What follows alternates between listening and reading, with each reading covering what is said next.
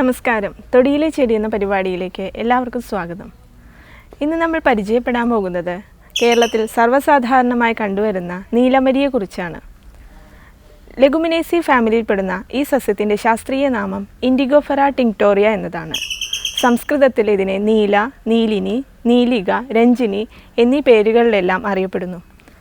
സംസ്കൃതത്തിലെ എല്ലാ പേരുകളും ഇതിൻ്റെ ഗുണത്തെയും ആകൃതിയെയും സ്പഷ്ടമാക്കുന്നവയാണ്. ഏകദേശം 1.5 മീറ്ററോളം ഉയരത്തിൽ വളരുന്ന ഒരു കുറ്റിച്ചെടിയാണിത്. ധാരാളം ശാഖകളും കമ്പി പോലുള്ള തണ്ടുമാണ് ഇതിൻ്റെ പ്രധാനമായ പ്രത്യേകത.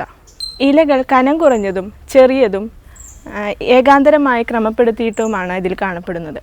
പൂക്കൾ വളരെ ചെറുതും ഇളം ചുവപ്പ് നിറത്തിലോ മഞ്ഞ കലർന്ന തവിട്ട് നിറത്തിലോ കാണപ്പെടുന്നു.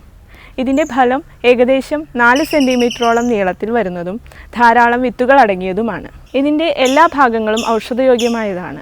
ഇൻഡിഗോട്ടിൻ എന്ന രാസവസ്തുവാണ് ഇതിലെ പ്രധാനമായ ഔഷധ ഘടകം. ഉപയോഗത്തെ ആധാരമാക്കി ആയുർവേദം ഈ സസ്യത്തെ കേശ്യ ഔഷധ ഗണത്തിലാണ് ഉൾപ്പെടുത്തിയിട്ടുള്ളത്.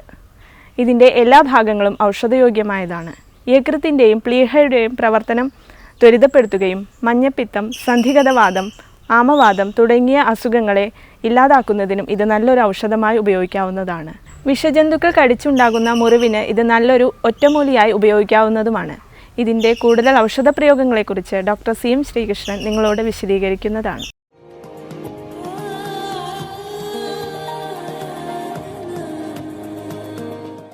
ഈ നീലിയമരി ഒരു വിഷച്ചെടിയായിട്ടാണ് ആയുർവേദം കണക്കാക്കുന്നത്.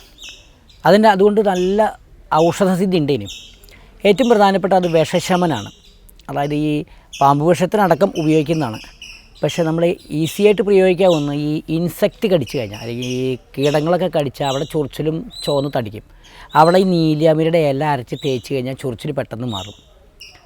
പിന്നെ ഈ മേലെ ഉണ്ടാകുന്ന ഈ ചൊറിച്ചിൽ, ലൈക്കൻ പ്ലാനസ് എന്നൊരു രോഗമുണ്ട്. അങ്ങനെയുള്ള ഈ കട്ടിയായിട്ടുണ്ടാകുന്ന രോഗത്തിന് ഈ നീലിതളാതി വെളിച്ചെണ്ണ വാങ്ങാൻ കിട്ടും. നീലി തുളസിയാതി കഷായമൊക്കെ നമ്മൾ ആയുർവേദക്കാരുണ്ടാക്കുന്നതാണ്.